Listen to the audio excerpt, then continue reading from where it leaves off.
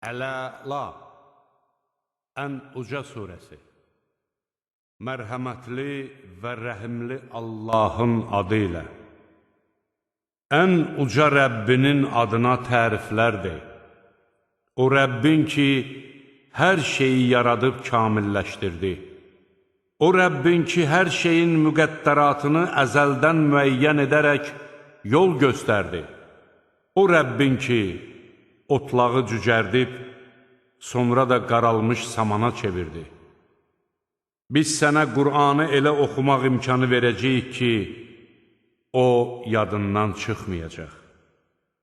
Əlbəttə, Allahın istədiyindən başqa.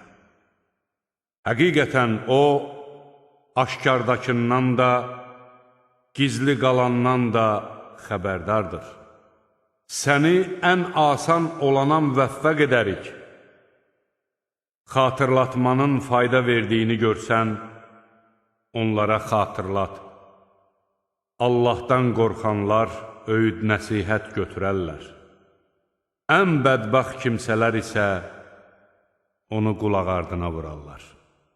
O kimsə ki, cəhənnəmə atılacaq, o orada nə öləcək, nə də yaşaya biləcəkdir. Günahlardan təmizlənən kimsə isə uğur qazanmışdır. O kimsə ki, Rəbbinin adını xatırlayıb namaz qılmışdır.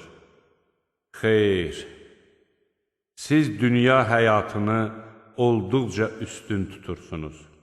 Axirət isə daha xeyirli və daha sürəklidir.